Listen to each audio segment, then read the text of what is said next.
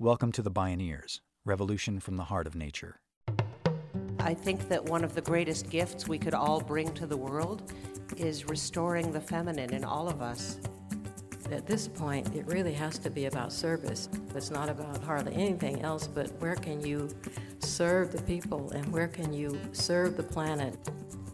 It's all alive. It's all connected. It's all intelligent. It's all relatives. We stand at the threshold of a historic opportunity in the human experiment to reimagine how to live on Earth in ways that honor the web of life, each other, and future generations. It's a revolution from the heart of nature and the human heart. In this series, The Bioneers, Revolution from the Heart of Nature, we celebrate social and scientific innovators with breakthrough solutions for restoring people and planet, creating a future environment of hope.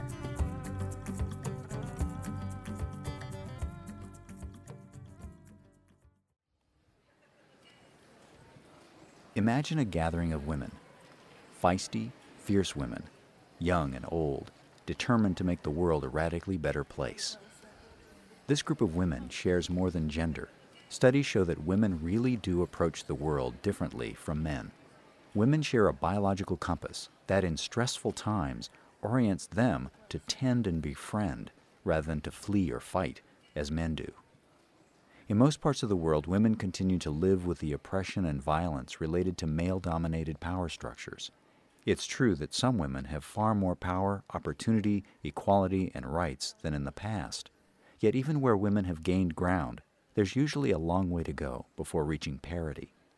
The word patriarchy may sound polemical to some, but women everywhere nod knowingly when they hear it. I think men take it really personally when we talk about why women reimagining the world. I don't even know if it's reimagining, I guess it's remembering the world and then recreating it. And so it's holding the balance. It's bringing us back into balance. Some believe that the environmental crisis can be seen as an expression of that imbalance between men and women, of the internal imbalance between the masculine and feminine qualities within each of us and throughout our culture and institutions. Could restoring that balance restore not only justice, but also the earth? Join us for a free-range exploration from a woman's eye view with author Alice Walker, social entrepreneur Nina Simons, psychologist Shinoda Bolen, teacher Joanna Macy, youth arts director Sarah Crowell, and leadership executive Akaya Winwood. This is They Don't Call Her Mother Earth for Nothing, Women Reimagining the World. I'm Neil Harvey, I'll be your host. Welcome to the Bioneers, Revolution from the Heart of Nature.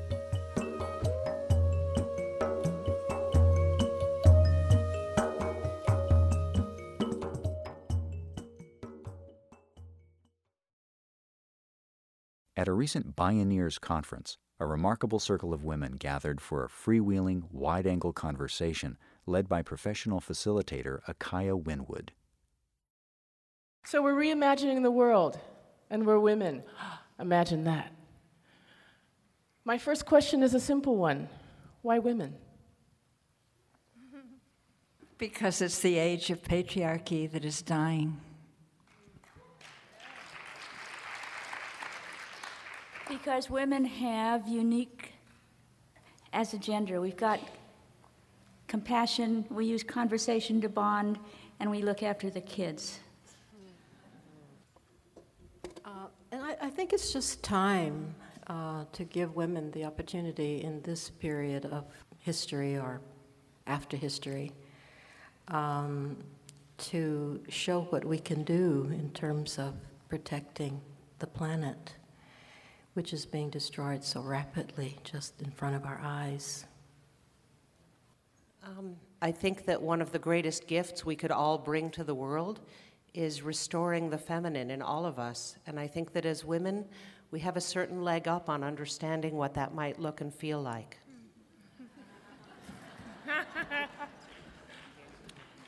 Thank you.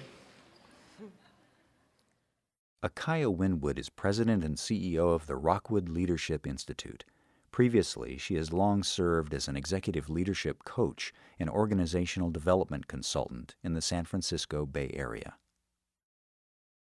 Mary Oliver writes, "You do not have to be good. You do not have to walk on your knees for 100 miles through the desert repenting. You only have to let the soft animal of your body love what it loves." That's from her poem, Wild Geese. The line between women and animals has often been drawn to shame us or keep us in line. As we reimagine this world, what is the rightful relationship between women and our animal bodies?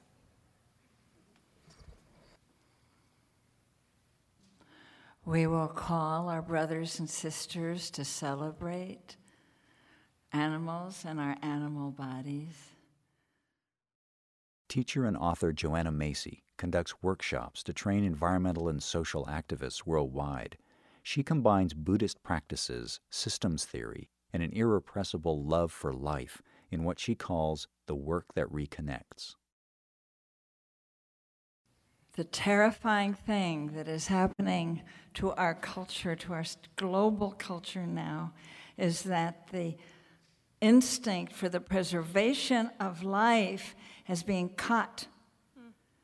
There has been a rupture so that we are actually able, as a civilization with the most well-trained minds, to plot how, with our weapons, we can shatter flesh or breathe in flames to be burned that you can't put out, that we can go off and turn a desert into radioactive hell for thousands of years. We have lost our connection, our erotic connection to life. And this is what our greatest task perhaps is, but greatest task. This we have to do, and do it fast. And to relieve ourselves of the terrible loneliness that makes us crazy when we cut ourselves off from the rest of the web of life. Chief Seattle warned us of that. He said, "Without the beasts, you will perish of a great loneliness." And we're cutting ourselves off from each other as well as our own bodies because of this. So we can praise be that we have bodies, that they can make us sane again. Amen.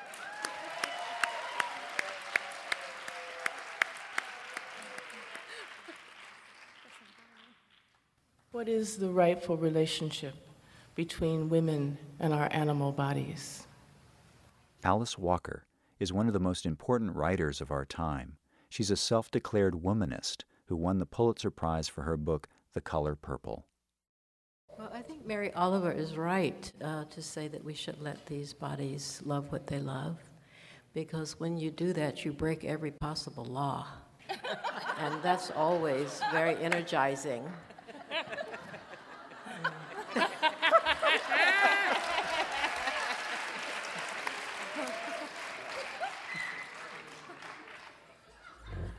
That was so succinct. I love to sit at a table with my mentors.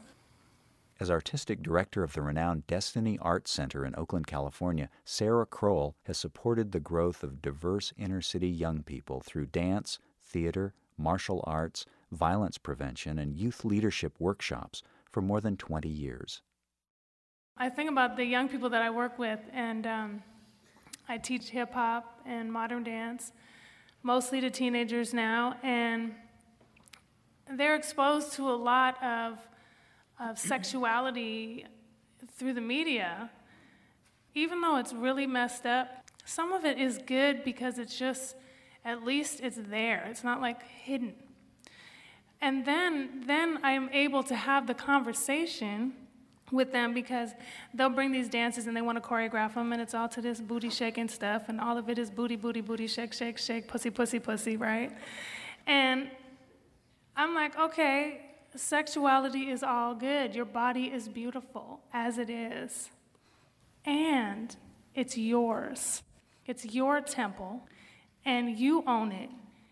And so when you come from that, when you shake what you have, shake it for you. You know what I'm saying? Because then when you shake it for you, there's something empowering about it rather than giving away the power to somebody else. Right? And so my whole chant last year was sexy and strong, sexy and strong. I want to echo what Sarah said. It's amazing to sit at a table with so many mentors. Social entrepreneur Nina Simons is co-founder and president of Bioneers. She speaks and teaches about women's leadership, cultivating relational intelligence, and organizations as living systems. What I'm reminded of is lessons that I've learned from several of you about the value of grieving and darkness. And it's come to be a real guidepost for me to help me orient myself toward the places that are painful and difficult. I think I read an interview with Alice where she talked about how when we encourage ourselves to go deeper, we expand our capacity for joy at the same time. And it feels to me like that's part of reinventing how we understand ourselves to be human, is to expand our capacity at both ends. And the other thing that your question raises for me, Akaya, is that we all have the disease of modern American culture, which lets us think that our minds are so smart. And actually, I've been struggling to find my own voice in writing and speaking, and one of my favorite teachers keeps telling me that if I stop trying to sound like a smart white man, I'll be fine.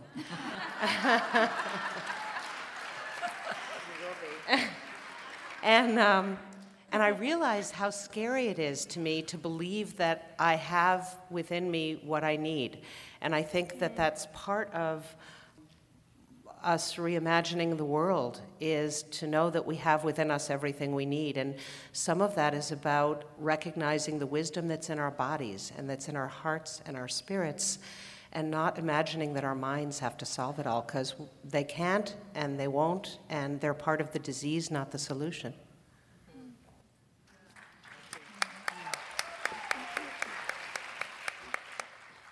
Nina Simons. From our relationship to animals and our animal bodies, to each other and to planet Earth, Joanna Macy says we're in the midst of a huge and necessary revolution. She points to our need to restore value to the feminine, those qualities of compassion, caring, collaboration, and emotional intelligence, qualities that have been systematically devalued in all people and our civilization to the detriment of our collective future. More when we return. You're listening to They Don't Call Her Mother Earth for Nothing, Women Reimagining the World. I'm Neil Harvey. This is the Bioneers, Revolution from the Heart of Nature.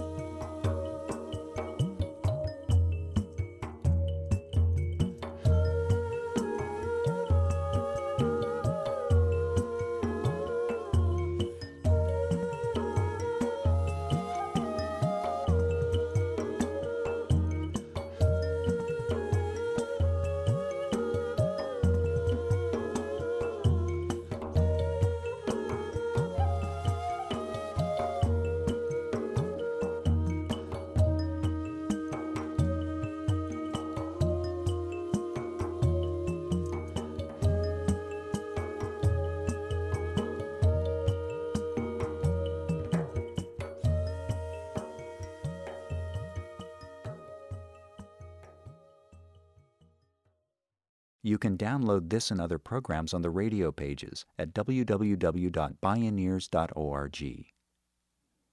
Recognizing the power of women's leadership means recognizing the need to integrate the best of the feminine and masculine capacities within each of us. We all carry both. It's both and, not either or. As Alice Walker, Joanna Macy, Sarah Crowell, Shinoda Bolen, and Nina Simons remind us, It's about imagining a world that works for all, women and men, people and nature. Again, moderator Akaya Winwood.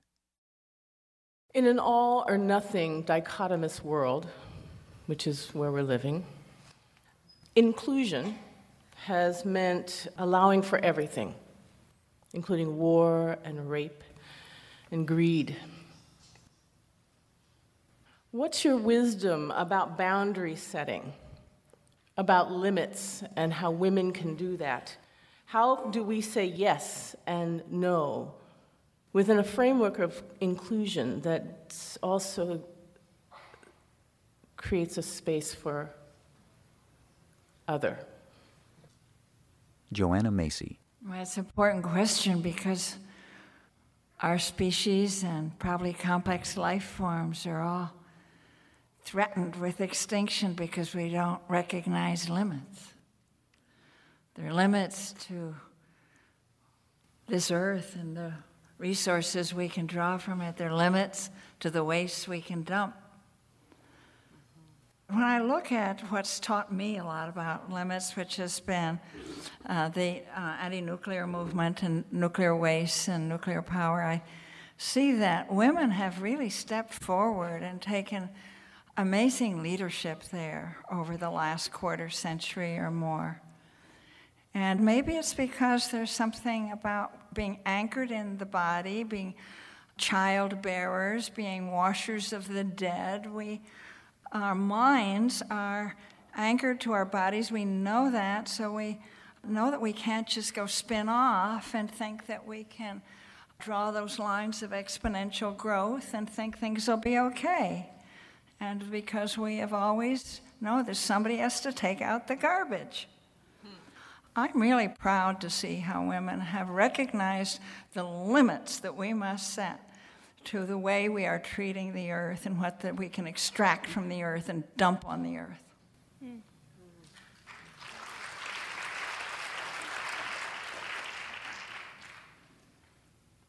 You know, we changed the world in the late 60s and 70s. It was just women sitting in circles talking, but talking about what was true and supporting each other to do what each woman individually was moved to do. And usually started with going home and bringing about a egalitarian relationship with a significant other or not. But it also involved marching. It involved doing what you felt you could do and wanted to do. Best-selling author Shinoda Bolen is a clinical professor of psychiatry at UC San Francisco and a former board member of the Ms. Foundation for Women. And I think that the whole notion of when a critical number of people change their way of viewing things, humanity changes. And the natural form that women have is actually to be in circle and to talk and to reduce stress by speaking about what's true and then supporting each other to do whatever it is. And I think that the boundary stuff, whether it's with a significant other or it's with some major whatever, corporation, government, that to do it together, to have sisters at your back, so to speak, makes it a lot easier to do.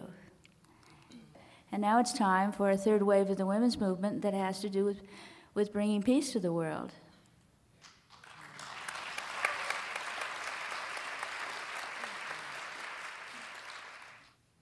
I realize that because I'm much more comfortable generally and have been through most of my life in a kind of boundaryless space where we all feel each other, because I tend to feel other people without trying. And I often assign internal gender properties to what I notice in myself. Nina Simons.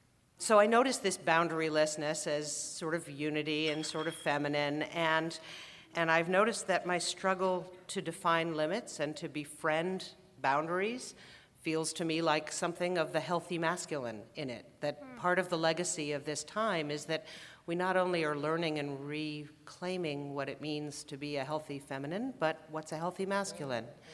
And so I really want to have both of them in me. And one more thing I was going to add is that another little piece from a teacher of mine who's here this weekend, Jeanette Armstrong, who said, you know, there's something very healthy and very needed in this time about the anger that flows up through your feet.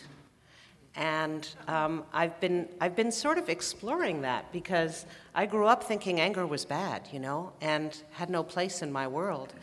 And I've been beginning to understand, like when I hear you talk, Joanna, about the anti-nuclear movement, that's the outrage and the anger that comes up through the soles of our feet that says, no, this cannot be. We have to stop this. We have to take a stand. And I think actually, for me, I'm wanting to encourage that in my life, because it feels like a strengthening of limits for myself that's about what I really want to take a stand for, and how much I want to encourage everyone else to join me.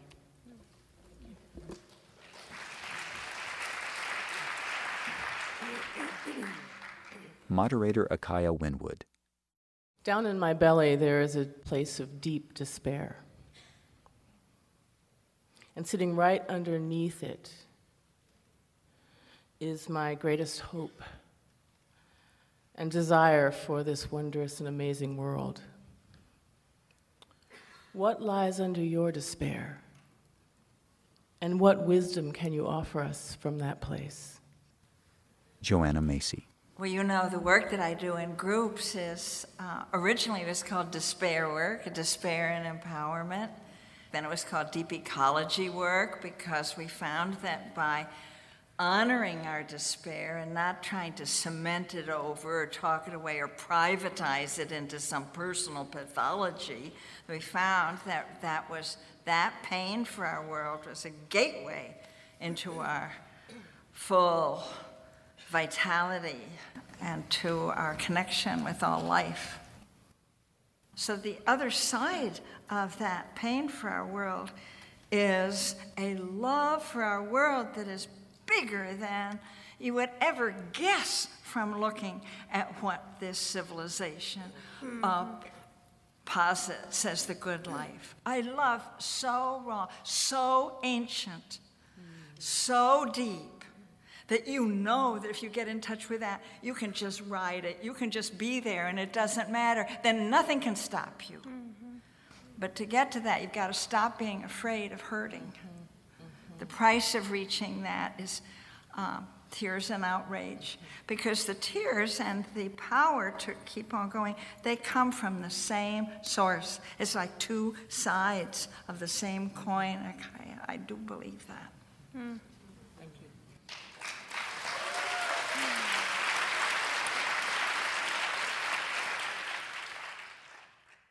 Alice Walker. What I find underneath my despair is actually ecstasy. Because I am so incredibly happy that I'm here now. Not in the future, not in the past, but somehow lucky enough to be born just right now, to be here right now, is such a gift. Because the despair is, for me, that it's that mile thick covering of ice that Al Gore tells us about in his film.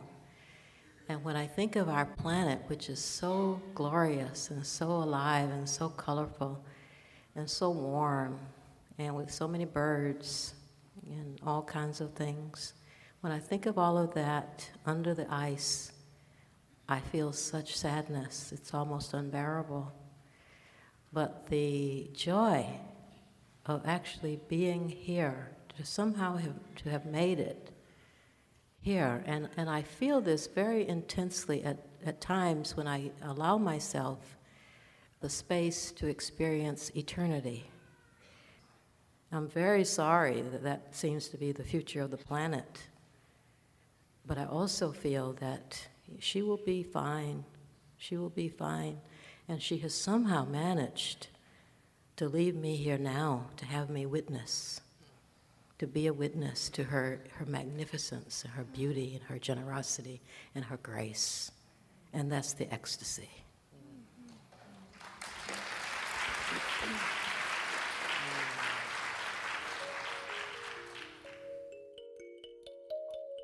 Alice Walker. In conversation with Jean Shinoda Bolen, Joanna Macy, Sarah Crowell, Nina Simons, and Akaya Winwood. Wise women, speaking from long experience, with open hearts. They don't call her Mother Earth for nothing. Women reimagining the world.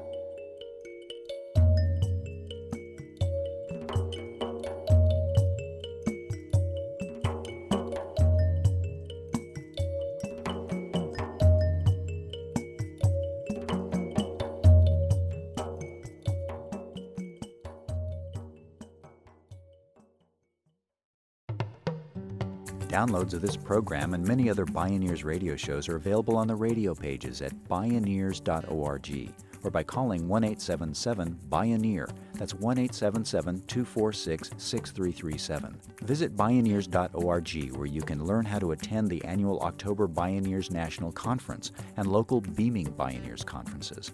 Purchase the radio series, conference CDs and DVDs, and Bioneers books.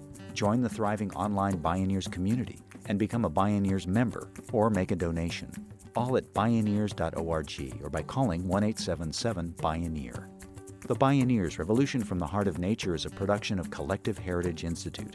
Executive producer Kenny Ausubel. Written by Catherine Stifter and Kenny Ausubel. Senior producer Neil Harvey. Managing producer Stephanie Welch. Production management Aaron Leventman and Chuck Castleberry. Station relations by Creative PR. Distribution is by WFMT Radio Network.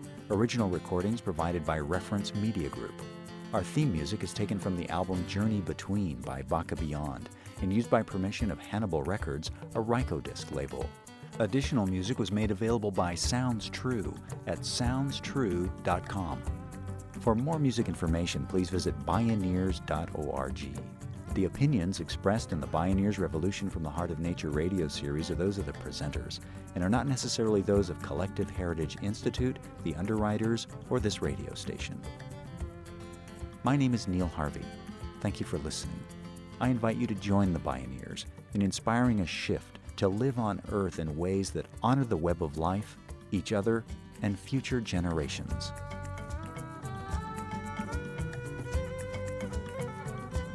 This is program number 1309.